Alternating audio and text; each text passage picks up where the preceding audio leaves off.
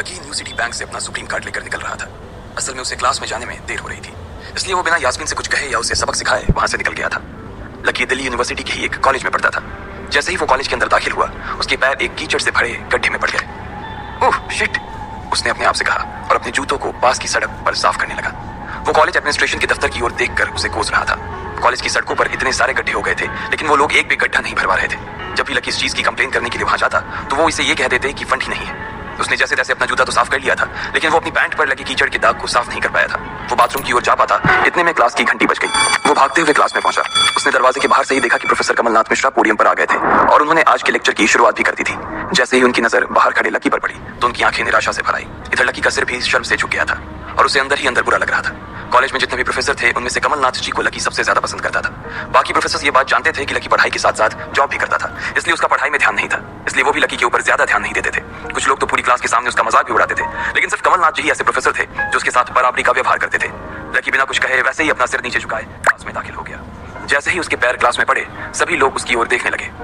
अबे ये फटीचर कब से लेट आने लगा? सूरज पश्चिम से उग सकता है, लेकिन ये कभी लेट नहीं हो सकता। आज क्या हो गया इसे? एक लड़के ने लकी को चढ़ाते हुए कहा। अबे यार, इसकी पैंट तो देख कितनी गंदी है। भाई क्लास में लड़कियां भी होती हैं, कम से कम कपड़े तो ढंग से पहन के आ यार। दूसरे लड़के ने कहा, और उसकी ये बात सुनकर उसके पास बैठी लड़की हंस दी और बोली, अरे कहां से पहन कर आता? कपड़े के लिए तो पैसे है नहीं इसके पास, एक ये कपड़ा है इसके पास, बहुत है इसके लिए। क्लास में बैठे सभी लोगों ने लकी के ऊपर फफ्तियां कसनी शुरू कर दी थी। हर कोई उसके ऊपर कुछ न कुछ कहे जा रहा था। ऐसा नहीं था कि लकी ये सब आज ही सुन रहा था। इस तरह की फफ्तियों का सामना वो रोज करता था। रोज उसे ऐसी बातें सुनकर बुरा भी लगता था, और आज भी उसने अपना सिर नीचे तो झुका लिया था, लेकिन आज उसके चेहरे पर एक मुस्कान थी। इन लोगों को पता नहीं था कि यह अनलकी आज कितना लकी होकर आ रहा है। जैसे ही क्लास में बैठे बच्चों का शोर बढ़ने लगा, उधर से कमलनाथ जी ने चिल्लाते हुए कहा, आपस में बात करना बंद करो। अगर तुम लोग इस तरह बात करते रहोगे तो मैं आगे नहीं बढ़ाऊंगा। सभी लोग शांत होकर उनकी बात सुनने लग गए। तब तक लकी भी अपनी कुर्सी पर जाकर बैठ गया था। कमलनाथ जी ने फिर से पढ़ाना शुरू किया, और पढ़ाते पढ़ाते ना जाने की उनकी नजर बार बार लकी की ओर जा रही थी। लकी को समझ नहीं आ रहा था कि कमलनाथ जी ऐसा जानबूझकर कर रहे थे। उनकी आंखों को देखकर ऐसा लग रहा था कि उनमें लकी के लिए ढेर सारा गुस्सा भरा हुआ था। उसे ऐसा लग रहा था कि शायद वो अपने प्रोफेसर की उम्मीदों पर खरा नहीं उतर रहा था। थोड़ी ही देर में कमलनाथ जी की क्लास खत्म हो गई। बच्चों, आज की क्लास यही खत्म होती है। कल आप सबको क्या काम करके लाना है वो मैंने यहाँ लिख दिया है। कल मिलते हैं आप सबसे, कमलनाथ जी ने कहा और क्लास के बाहर चले गए। जैसे ही वो बाहर गए, पीछे वाले दरवाजे से किसी की आवाज आई, डिंपल। जैसे ही वो आवाज सबके कानों में पड़ी, सब लोग क्लास के पीछे वाले दरवाजे की ओर देखने लगे। वहां कोई और नहीं बल्कि डिंपल का नया बॉयफ्रेंड राहुल खड़ा था। ये लोग राहुल को अच्छी तरह से जानते थे। राहुल ने दरवाजे से झांक कर देखा तो वहां कोई नहीं था। वो धीरे धीरे कमरे में दाखिल हुआ और सीधा डिंपल के पास चला गया। डिंपल खिड़की के पास बैठी हुई थी। जैसे ही राहुल उसके पास पहुंचा, डिंपल ने अपने हाथ उसकी गर्दन में किसी हार की तरह डाल दिए और उसकी बाहों में झूम उठी। उधर राहुल ने भी डिंपल को सबके सामने चूम लिया था। ये नजारा देखते ही सबकी नजरें लकी के ऊपर जा टिकी। सबको अभी तक तो यही पता था कि डिंपल लकी की गर्लफ्रेंड है। किसी को इस बात की खबर नहीं थी कि उन दोनों का ब्रेकअप हो गया था। डिंपल को राहुल की बाहों में देखकर लकी के तन बदन में आग तो लग गई थी, लेकिन फिर भी वो शांत होकर वहीं बैठा हुआ था और उसने अपने गुस्से पर काबू कर लिया था। अरे भाई लकी, क्या हो रहा है ये सब? डिंपल राहुल के साथ कैसे? उसके एक दोस्त ने आकर लकी से कहा, होने देना यार, जो हो रहा है छोड़ ना। लकी ने कहा, उसका इस बारे में किसी से बात करने का कोई मन नहीं हो रहा था। अरे भाई, तुझे पता है वो राहुल कितना चालू आदमी है? अभी तक इस कॉलेज की 5 लड़कियों को फंसा चुका है और ये डिंपल छठी है। लकी के दोस्त प्रीतम ने उसे कहा। उसकी बात सुनते ही लकी ने प्रीतम को घूर कर देखा।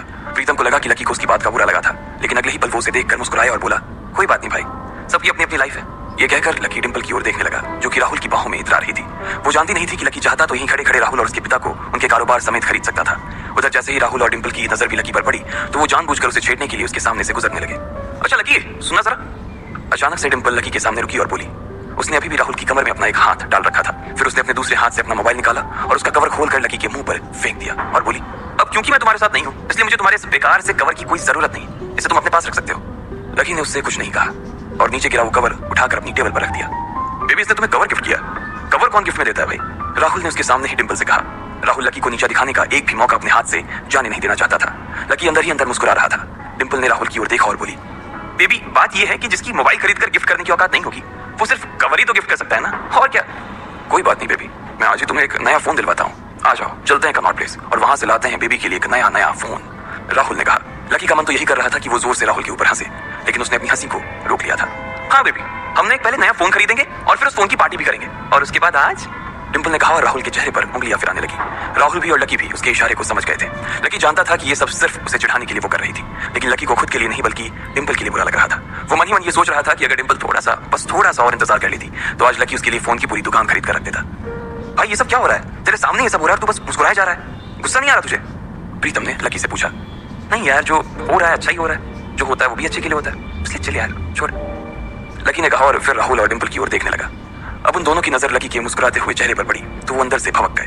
दोनों की दोनों ही ये सब सिर्फ और सिर्फ लकी को जलाने के लिए कर रहे थे, लेकिन वो तो ऐसे बैठा था जैसे उसका और डिंपल का कोई रिश्ता ही नहीं था। जब अपनी इस बातों का लकी के ऊपर कोई असर होता नहीं दिखा तो डिंपल राहुल से बोली, बेबी चलो यहाँ से। बेबी नहीं बेबी, हबी। आज से तुम मुझे हबी बोलोगी और मैं तुम्हें बोलूंगा मेरी प्यारी वाइफी, राहुल ने कहा और लकी के सामने ही डिंपल को चूम लिया। ये देखते ही लकी थोड़ा सा जल भुन तो गया और उसका जवाब भी वो राहुल को देना चाहता था, इसलिए उसने कहा, डिंपल ये सब क्यों कर रही हो तुम, क्या दिखाना चाहती हो इससे। लकी को डिंपल का ऐसा रूप देखकर उसी के लिए बुरा लग रहा था। राहुल की किसी बात का तो लकी के ऊपर कोई असर ही नहीं हुआ, लेकिन लकी की इस बात का राहुल को जरूर बुरा लग गया था। उसने गुस्से से अपनी नाक फुलाते हुए कहा, ओए फटीचर, ज्यादा बकवास करने की जरूरत नहीं है।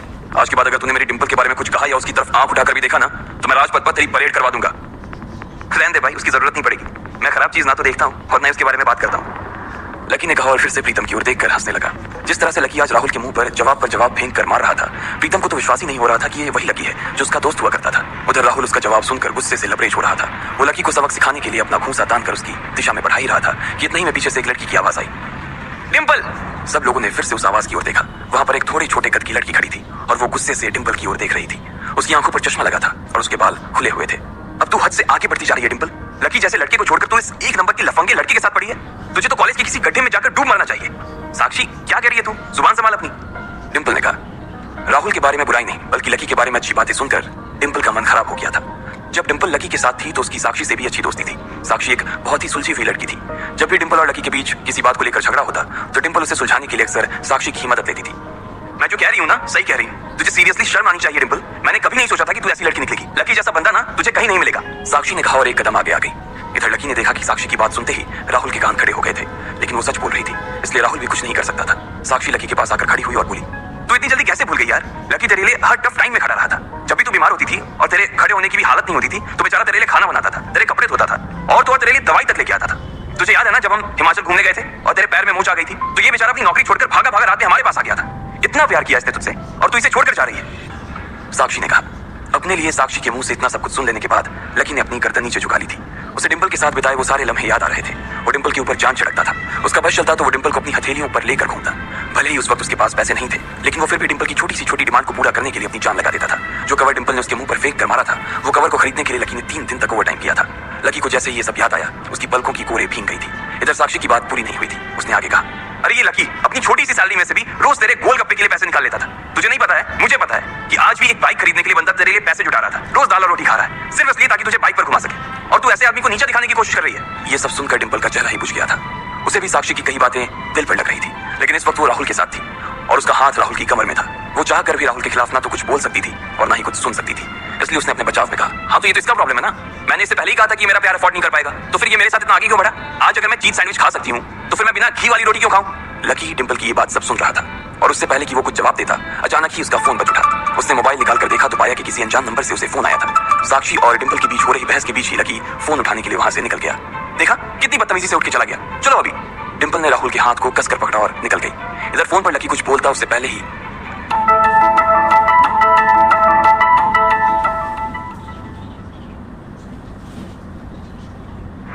डिंपल लकी को बहुत कुछ बोले जा रही थी। लकी भी उसकी बातें सुन रहा था। लकी देख पा रहा था कि डिंपल कितनी बदल गई थी। उतने में लकी का फोन बजा। लकी ने फोन उठाया और वो कुछ बोलता उससे पहले ही सामने से आवाज आई, बहुत हो गया लक्ष्मण, अब बस जल्दी से घर आ जाओ। यह आवाज सुनते ही लकी एक पल में उसे पहचान गया। उसके दिमाग से डिंपल के सारे ख्याल चले गए और सिर्फ उस आवाज को सुनकर ही उसकी आंखें भीग गई। लकी फोन पर उसकी माँ की आवाज पहचान गया था। मैं जल्दी आ जाऊंगा माँ, बस पढ़ाई खत्म होते ही आ जाऊंगा, लकी ने कहा।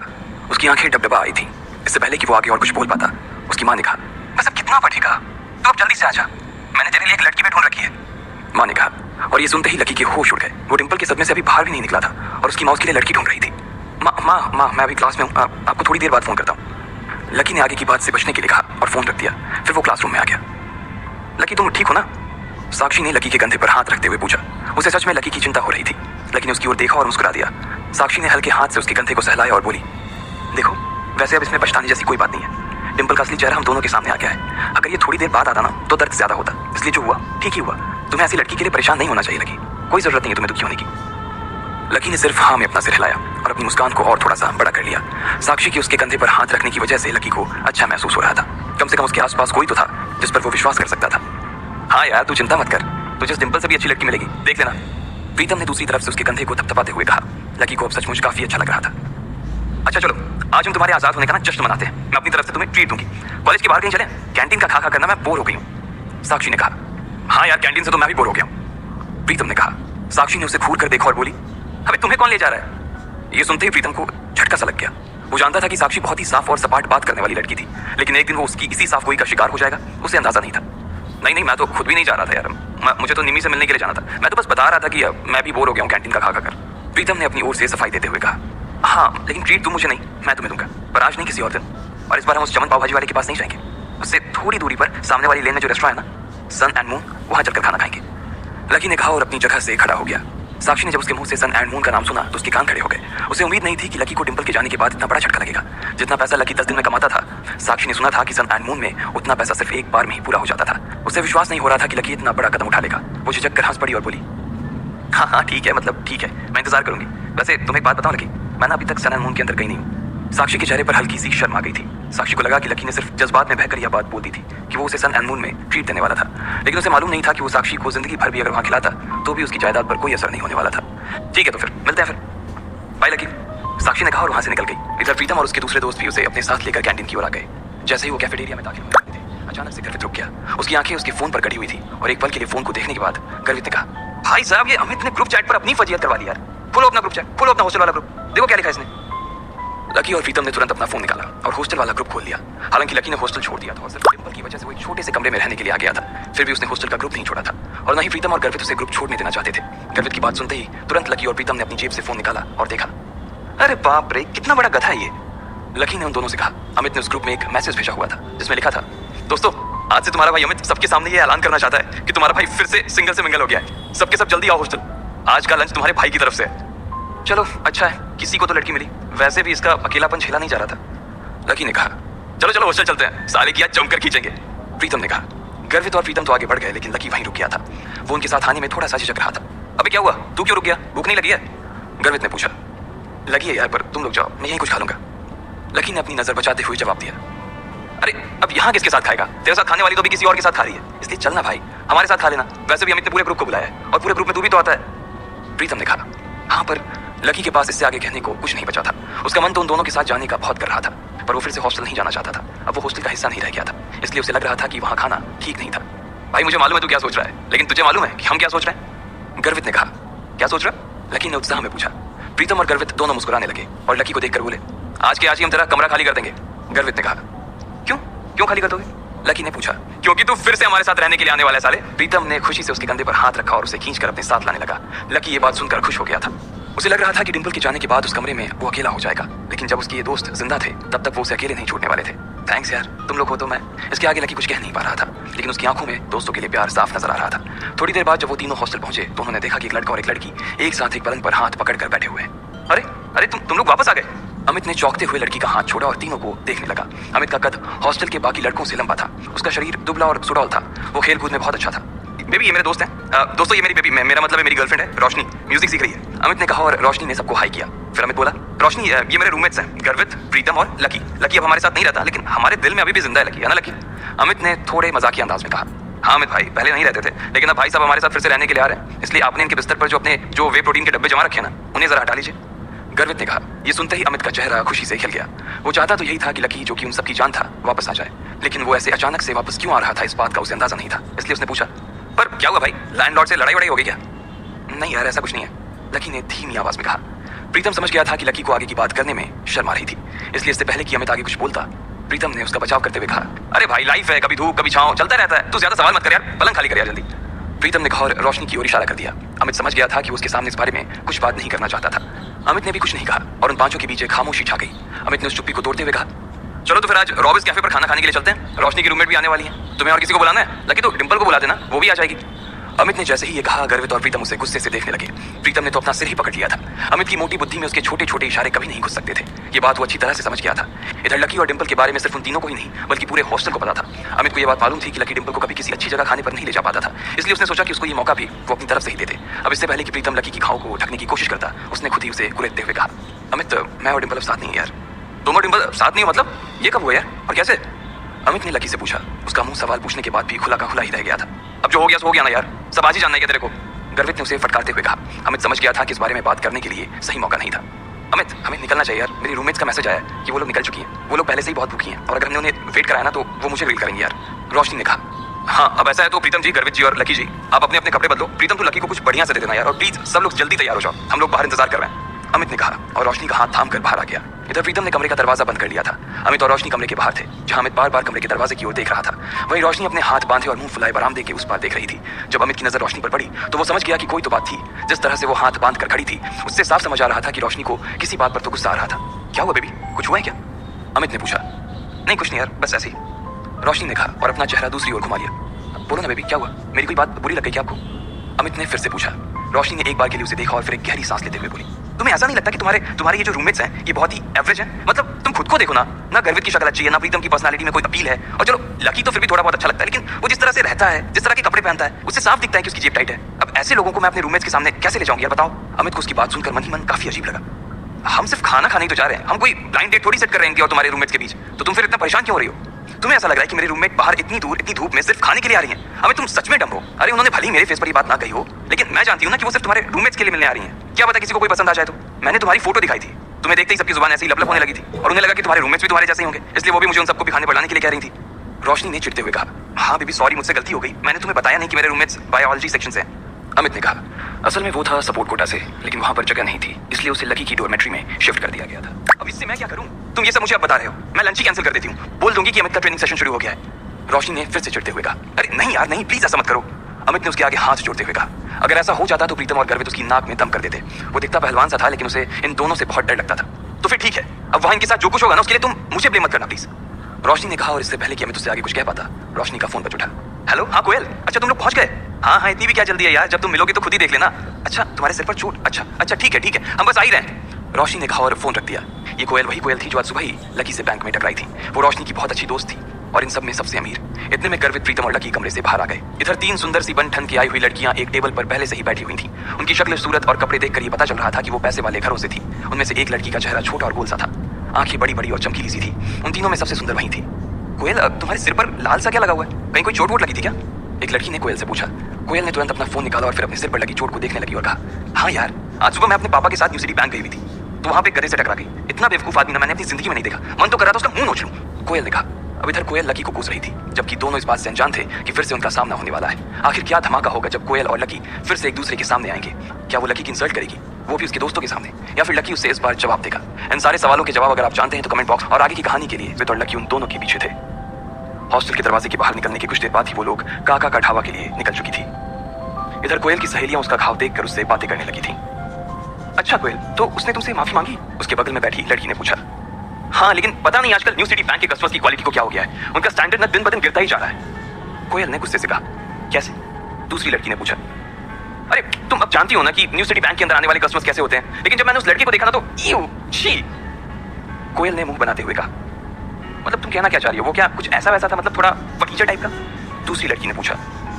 हाँ मुझे तो लगता है कि वो कोई पागल था जिसने ठीक से दुनिया नहीं देखी थी। हो सकता है कि वो किसी पागल खाने से भाग कर आया था और सीधा न्यू सिटी बैंक में घुस गया था। पता नहीं बाद में उसके साथ क्या हुआ होगा। मैं तो उसी टाइम अपने पापा के साथ वहां से निकल गई थी, लेकिन अब अगर दोबारा कहीं मुझे मिला ना और उसने ऐसी कोई गलती करने की कोशिश की तो मैं सच बता रही हूँ वो अपना चेहरा किसी को दिखाने के लायक नहीं रहेगा, कोयल ने अपनी मुट्ठियों को खींचते हुए कहा।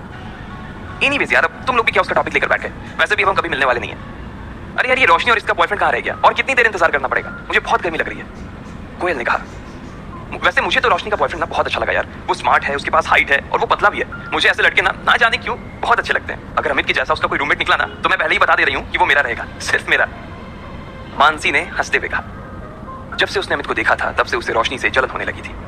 ओहो देखो तो दीदी को कैसे जीभ लपलपा रही है। मैंने सुना है अमित स्पोर्ट्स कोटे से, इसलिए मुझे लगता है कि वो और उसके दोस्त भी एक जैसे होंगे। अब देखते हैं किसको कौन पसंद आता है, दिशा ने कहा और दरवाजे के बाहर देखने लगी। तब तक वो लोग अंदर नहीं पहुंचे थे।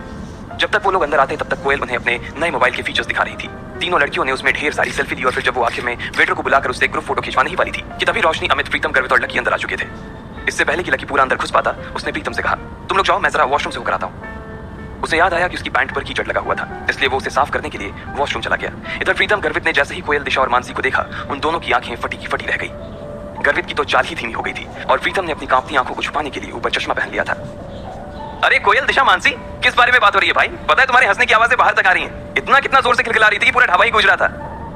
रोशनी का मन उन तीनों को देखते ही मस्त हो गया था। रोशनी की बात सुनते ही उन तीनों ने रोशनी की तरफ देखा। उसके पीछे ही अमित खड़ा था। और अमित के पीछे गर्वित और प्रीतम खड़े थे। जैसे ही उन लड़कियों की नजर गर्वित और प्रीतम पर पड़ी, उनकी जैसी तो बत्ती से ही गिर गई। उनका चेहरा लटक गया था और वो तीनों ठगा सा महसूस करने लगी। उन्हें जैसी उम्मीद थी वो दोनों लड़के दूर दूर तक उसके आसपास भी नहीं थे, और इसी वजह से एक ही पल में निराशा ने उनके मन को घेर लिया था। उन दोनों को सिर्फ एक बार ही देखने के बाद उन तीनों ने ऐसी नजर फेरी थी कि दोबारा देखने की हिम्मत नहीं की। उनकी ऐसी शक्ल देखकर रोशनी का चेहरा बुझ गया था। वो समझ गई थी कि क्या माजरा था। उसे तो पहले ही पता था कि ये होने वाला था, और इसके लिए अमित को उसने वार्निंग भी दी थी, लेकिन वो माना नहीं। अपनी सहेलियों की बुझी हुई शक्ल देखने के बाद रोशनी ने अमित को गुस्से से घूर कर देखा। अमित के पास सिवाय मुस्कुराने की और कोई चारा नहीं था, लेकिन आज पहली बार उसे भी अपने दोस्तों पर शर्म आ रही है। चलो चलो बैठते हैं। अमित ने सिचुएशन को थोड़ा सा नॉर्मल करने के लिए कहा और आगे बोला, प्रीतम तुम दिशा के बगल में बैठ जाओ और गर्वित तुम मानसी के पास आ जाओ। अमित ने कहा। प्रीतम दिशा की ओर बढ़ ही रहा था, लेकिन उससे पहले ही दिशा उठकर मानसी के बगल में बैठ गई। उसकी इस हरकत से ये तो साफ हो गया था कि वो प्रीतम को नापसंद करती थी और ना ही उसके साथ बैठना चाहती थी। अमित ने जैसे ही ये देखा वो मारे शर्म की पानी पानी हो गया। उसे अपने दोस्तों के लिए बहुत बुरा लग रहा था। वो यही सोच रहा था कि इससे अच्छा था कि वो खाने का प्रोग्राम ही कैंसिल कर देता, लेकिन अब तो वो आ गए थे और इसलिए खाना खाना जरूरी था। इधर दिशा और मानसी ने अपने अपने फोन निकालकर सोशल मीडिया चलाना शुरू कर दिया। उस टेबल पर कुल 4 लकड़ी के स्टूल लगे थे और एक स्टूल पर 2 लोग बैठे थे। दिशा और मानसी एक स्टूल पर बैठ गए, प्रीतम और गर्वित एक स्टूल पर, अमित और रोशनी एक स्टूल पर बैठ गए, लेकिन कोयल अकेली बैठी थी। कोयल को अकेले देखकर अमित और रोशनी दोनों ही चौंक गए थे। कोयल उन सब लड़कियों में सबसे सुंदर थी और साथ ही वो सबसे चूसी भी थी। उसके पिता के पास खूब पैसा था, इसलिए वो ऐसी वैसी चीजें पसंद नहीं करती थी। अब ऐसे में अगर लकी कोयल के पास बैठता तो क्या होता? ना कोयल को पता था कि उसके पास लकी बैठने वाला था, और ना ही लकी को पता था कि कोयल के पास उसकी सीट खाली थी। भले ही लकी उतना खराब ना दिखता था, लेकिन उसके कपड़े उसकी पर्सनालिटी की मिट्टी पलित करने में लगे हुए थे। अरे अरे जल्दी खाने को कुछ मंगवा यार, बहुत भूख लगी है, अमित ने उन सबके बीच पसरे सन्नाटे को चीरते हुए कहा। लेकिन रोशनी का गुस्सा अभी तक शांत नहीं हुआ था और उसने अमित को फिर से घूर कर देखा, लेकिन तब तक इधर दिशा और मानसी ने मेन्यू उठा लिया था और मोबाइल से अपनी नजर हटाकर मेन्यू में घुसा ली थी। इतने में कोयल ने अपने बालों को ठीक करते हुए अमित से पूछा, अमित रोशनी तो बता रही थी कि तुम्हारे साथ 2 नहीं 3 लड़के आने वाले थे, तो फिर वो तीसरा लड़का कहाँ है? कोयल ने जिस तरह यह सवाल किया था उसे सुनकर तो यही लग रहा था कि प्रीतम और गर्वित को देख लेने के बाद भी उसे अभी थोड़ी सी उम्मीद तो बाकी थी, लेकिन उसे पता नहीं था कि वो तीसरा लड़का उसके लिए बम बंद कराने वाला था। वो तीसरा लड़का अभी बाथरूम गया हुआ है, बस आता ही होगा वो, अमित ने तुरंत जवाब देते हुए कहा। जैसे ही उसने अपनी बात खत्म की थी, ठीक उतनी ही देर में लकी बाथरूम से निपट कर वहां आ गया था। अमित अपनी जगह से थोड़ा सा उठा और उसने लकी की तरफ हाथ हिलाते हुए कहा, ओए लकी इधर देख भाई, इधर आजा। जैसे ही कोयल, दिशा और मानसी ने अमित की आवाज सुनी, वो सभी लकी की ओर देखने लगे, लेकिन दिशा और मानसी को एक बार फिर से निराशा हाथ लगी थी, इसलिए उसने देखते ही फिर से अपनी गर्दन नीचे कर ली और वो मेन्यू देखने लगी। लेकिन कोयल ने जैसे ही लकी को देखा, उसकी आंखें फटी की फटी रह गई। उसका मन कर रहा था कि वो टेबल पर अपना सिर दे मारे। इधर लकी भी उसे देखते ही पहचान गया था और उसकी आंखों में देखते ही वो आगे बढ़ता जा रहा था। वो समझ गया था कि कोयल को उसे देखते ही उससे नफरत हो गई थी। जब लकी को और कहीं बैठने की जगह नहीं मिली तो वो आखिरकार कोयल के पास जाकर बैठ गया। कोयल ने जैसे ही उसे अपने पास बैठते हुए देखा तो वो उस छोटे से स्टूल में भी उससे जितनी दूर हो सकती थी उतनी दूर जाकर बैठ गई थी। उसे अंदर से तो लकी से बहुत घिन आ रही थी। कोयल क्या हुआ, कुछ प्रॉब्लम है क्या? रोशनी ने कोयल की शक्ल देखते हुए पूछा। वो उसके चेहरे के हाव भाव को देखकर समझ गई थी कि कोयल को कुछ तो हुआ था जो वो अपने मन में छुपा रही थी। अब तुम लोग कहोगे यार कि मेरी जैसी लड़की की किस्मत इतनी खराब कैसे हो सकती है, लेकिन ये वही लड़का है जो मुझे आज न्यू सिटी बैंक में मिला था। अरे बाप रे, ये वही लड़का है? दिशा ने पूछा। इसको देखकर तो ऐसा ही लग रहा है कि इसने वही कपड़े पहने हुए हैं जैसा तुमने इसे बैंक में पहने हुए देखा था, मानसी ने कहा और दोनों ही लकी को ऊपर से नीचे तक देखने लगे। अरे तुम लोग एक दूसरे के अंदर ऐसे घुस कर आखिर किस बारे में बात कर रहे हो भाई? रोशनी ने पूछा। उसे समझ नहीं आ रहा था कि अचानक ही लकी के आने से ऐसा क्या हो गया था जो उस टेबल पर बैठी बाकी की लड़कियां भी कुछ कुछ बातें करने लगी थी। रोशनी को लगा कि कहीं ऐसा तो नहीं कि उन तीनों में से किसी एक को लकी पसंद आ गया था, लेकिन दिशा ने कोयल और लकी के बीच हुई उस टक्कर के बारे में रोशनी को बताया तो उसकी आंखें खुल गई। जब लकी के बारे में ये सब बातें की जा रही थी तब सब लोग लकी को घूर कर देख रहे थे। प्रीतम, अमित, रोशनी, गर्वित और कोयल सभी की नजर लकी के ऊपर टिकी हुई थी। सबके मन में ढेर सारे सवाल थे। उन्हें यह लग रहा था कि आखिर लकी को न्यू सिटी बैंक में जाने की जरूरत क्या थी, या जब वो गया तो उसे कितनी शर्मिंदगी का सामना करना पड़ा होगा।